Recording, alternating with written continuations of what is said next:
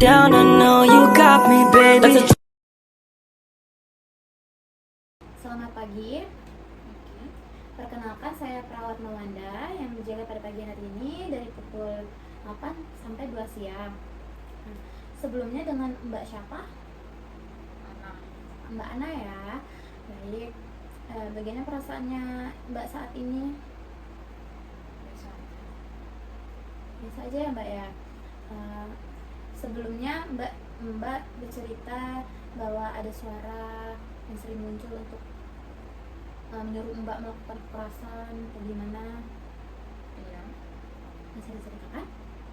Iya, suaranya bilang saya buat mukul orang-orang yang rese, orang-orang yang nyebelin, kayak bapak saya itu. Apa yang Ibu lakukan jika suara-suara itu muncul?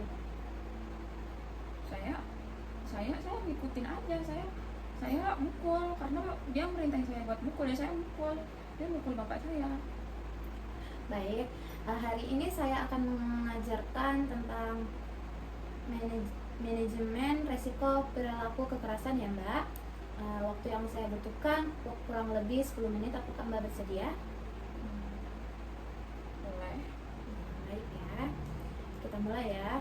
Sebelumnya bisa diceritakan penyebab marah Mbak?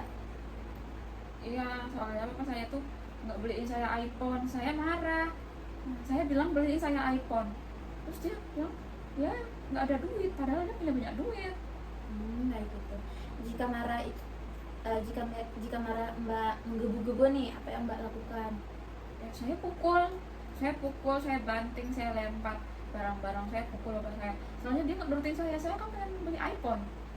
Baik, saya akan mengajarkan cara mengontrol marah Mbak, yaitu dengan teknik relaksasi seperti tarik nafas, buang, hembuskan ya, dan bisa juga memukul bantal.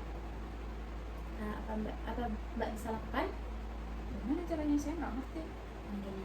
Baik, yang pertama kita relaksasi ya. Teknik relaksasi seperti tarik nafas, tahan 2 detik, 1, 2, 3, hembuskan dari mulut.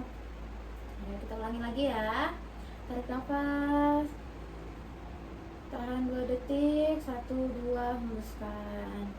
Mbak juga bisa melakukan bila marah Mbak bergebu-gebu, Mbak bisa memukul bantal seperti luapkan rasa emosi Mbak gitu ya.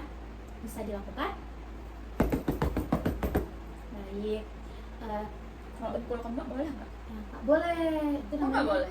Itu namanya kekerasan ya. Itu bisa melukai Mbak atau perawat kayak saya. Terus Gitu. mukulnya di mana aja? Ya di bantal, guling. Nggak, di sini boleh nggak? Nah, itu tidak boleh. Itu sama aja kita melakukan perilaku kekerasan pada diri sendiri. Oke? Baik. Saya masukkan ke jadwal dulu ya. Mbak, bila merasakan marah lagi bisa lakukan teknik itu secara setiap hari. Yang kedua, kita latihan cara mengontrol marah Mbak dengan obat. Di sini ada 3 obat, yaitu haloperidol yang seperti bulat putih besar yang untuk mengurangi rasa gelisah ya atau marah Mbak ya. Bisa diminum 3 kali sehari ya. Baik, yang kedua itu chlorozinin yang bentuknya bulat oranye gitu, kecil. Itu diminum 3 kali sehari juga setelah siang ya. Itu untuk mengurangi rasa cemas Mbak ya. Yang ketiga itu ada trihexyphenidyl, itu bentuknya bulat kecil putih yang bisa diminum 1 kali sehari. Itu untuk mengurangi efek kaku mengurangi efek samping seperti kaku-kaku, tremor ya.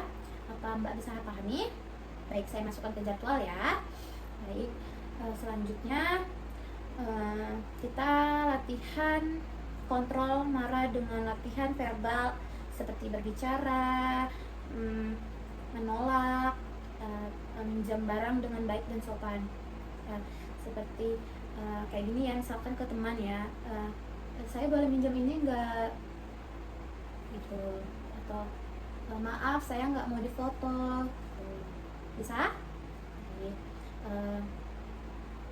Selanjutnya kita latihan kontrol marah dengan kegiatan spiritual.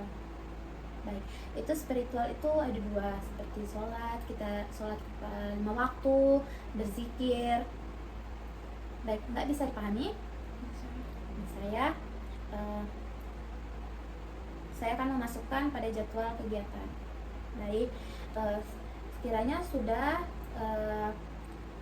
beberapa cara-cara latihan untuk mengontrol emosi ya, pemarah. Bagaimana perasaan Mbak setelah kita bercakap, mengobrol untuk latihan cara mengontrol marah selama 10 menit ini? Lumayan lebih baik Ya.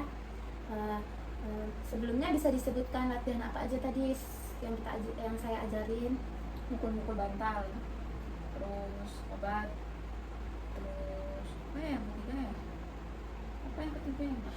Yang ketiga Saya lupa. ini berbicara dan Oh iya, berbicara dengan cara yang baik, kayak menolak, meminta, kayak gitu-gitu. Yang keempat bisa disebutkan? Spiritual. Mbak udah lebih paham ya.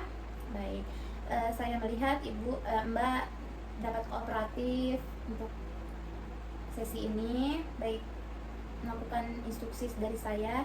Baik, kita akan melakukan kontrak waktu untuk pertemuan selanjutnya ya.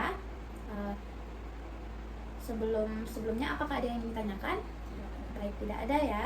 Kalau gitu, baik, jika tidak ada dirasa cukup, semoga kondisi ibu semakin membaik. Saya izin pamit.